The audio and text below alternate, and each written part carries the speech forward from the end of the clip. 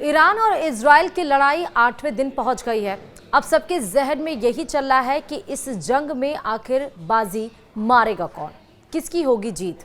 नमस्कार, आप देख रहे हैं न्यूज़ 18 का डिजिटल प्लेटफॉर्म। मैं हूं आपके साथ श्रुति श्रीवास्तव। युद्ध के 7वें दिन इजराइल को ईरान ने बुरी तरह से दहला दिया। इजराइल को सबसे बड़ा झटका उसके बीर शेवा के सोरोका अस्पताल पर हुए हमले से लगा। इजराइल इस अस्पताल को ईरान की मिसाइलों से नहीं बचा पाया और भयानक तबाही मच गई। जी हां, ईरान और इजराइल के बीच संघर्ष जारी है। दोनों मुल्क एक दूसरे पर हमला कर रहे हैं। वहीं अमेरिका भी ईरान से जुबानी जंग लड़ रहा है। राष्ट्रपति ट्रंप सीधे तौर पर ईरान को धमकी दे चुके हैं। इस बीच उन्होंने पाकिस्तान के field marshal general Asim Munir के साथ व्हाइट हाउस में मीटिंग की। ट्रंप ने मुनीर से मुलाकात के बाद जिस तरह से कहा कि पाकिस्तान इजराइल के लिए खराब नहीं है, ऐसे में सवाल उठता है कि क्या अमेरिका डॉलर के लिए पाकिस्तान अब इजराइल को भी मान्यता देगा। ट्रंप की तरह पाकिस्तान फायदे के लिए कुछ भी कर सकता है। वहीं इजराइल और ईरान के बीच जिस तरह से भयानक लड़ाई हो रही है, उसके बाद अमेरिकी एंट्री को लेकर कयास लगाए जा रहे हैं। वहीं युद्ध के 8वें दिन इजराइल को ईरान ने बुरी तरह से दहला दिया है। इजराइल को सबसे बड़ा झटका उसके बीर शेवा के सोरोका अस्पताल पर हुए हमले से लगा। इजराइल इस अस्पताल को ईरान की मिसाइलों से नहीं बचा पाया और भयानक तबाही मच गई। धमाके के बाद अस्पताल के अंदर अफरा तफरी मच गई। लोग बदहवास हो गए, जान बचाने के लिए उधर उधर भागने लगे।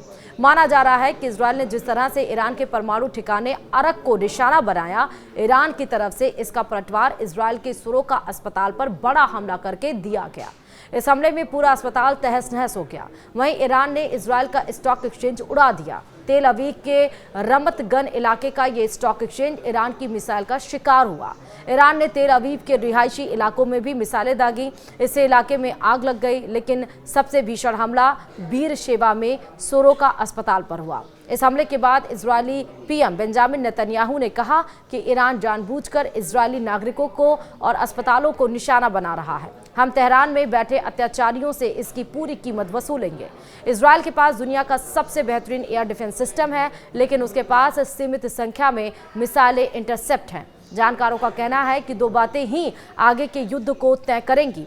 पहली, इजराइल के मिसाइल इंटरसेप्ट का भंडार, और दूसरी, ईरान के पास लंबी दूरी की मिसाइलों का भंडार, क्योंकि जिसका स्टॉक पहले खत्म होगा वो मुसीबत में पड़ जाएगा। पिछले हफ्ते भर में इजराइल ने ईरान की ओर से आने वाली ज्यादातर बैलिस्टिक मिसाइलों को रोकने में कामयाबी पाई है, जिससे इजरायली वायुसेना को ईरान पर हमला करने के लिए ज़्यादा समय मिल गया। लेकिन जैसे जैसे युद्ध आगे बढ़ रहा है, इजराइल इंटरसेप्ट को बहुत ज़्यादा तेज़ी से दाग रहा है, जितना वो उन्हें बना सकता है। इजरायली सुरक्षा प्रतिष्ठान के भीतर सवाल खड़े हो गए हैं कि क्या ईरान के बैलिस्टिक मिसाइलों के भंडार के खत्म होने से पहले ही इजराइल की वायु सुरक्षा प्रणाली कमज़ोर हो जाएगी।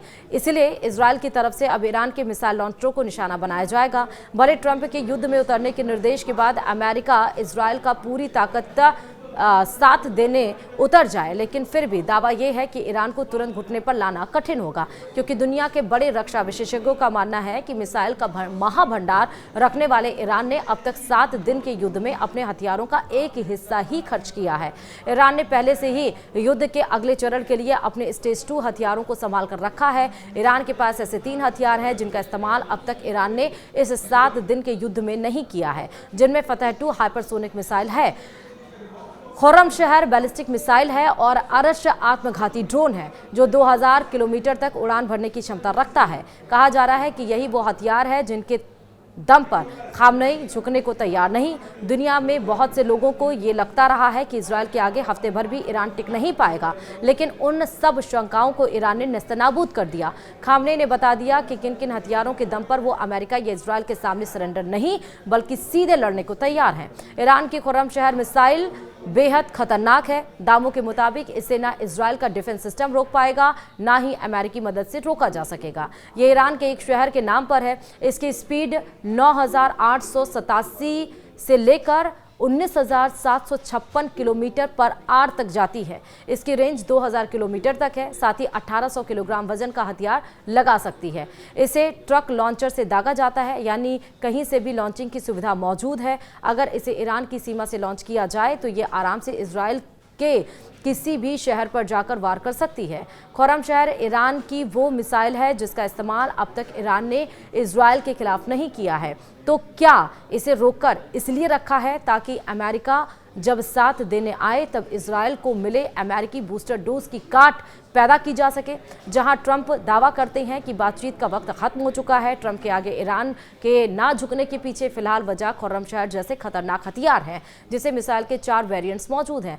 चौथे को खीबर भी बुलाया जाता है। इस मिसाइल में मल्टीपल वॉरहेड लगाने की तकनीक, यानी ईरान एक ही मिसाइल से इजराइल के कई टारगेट्स पर निशाना लगा सकता है, जिसे 2 साल पहले दुनिया के सामने लाते वक्त कहा गया कि यह शांति का प्रतीक है। यानी कि जो सब लोग सोच रहे थे कि ईरान इजराइल के सामने एक हफ्ते भर भी टिक नहीं पाएगा, उस ईरान ने एक हफ्ते से ज़्यादा, आज 8वां दिन है, और ये साबित कर दिया कि वो कहीं से भी घुटने टेकने वाला नहीं है। फिर चाहे अमेरिका की तरफ से उल्टा अल्टीमेटम दिया जाए, चाहे ये बोला जाए ट्रंप की तरफ के कि सीज फायर नहीं, युद्ध खत्म करना चाहते हैं, और युद्ध खत्म का मतलब ये है कि परमाणु बम का इस्तेमाल नहीं, लेकिन ईरान की सोच तो कहीं और ही जाकर टिकी हुई है। देखना होगा, सिर्फ इंतज़ार इतना है कि अगर ट्रंप साथ आते हैं इजराइल के, तो ईरान कौन से हथियारों का इस्तेमाल करता है। तो इस जंग में आपको कौन लगता है, इस वीडियो के एनालिसिस के हिसाब से, कि कौन जीतने वाला है। वीडियो में इतना ही, देखते रहिए न्यूज़ 18।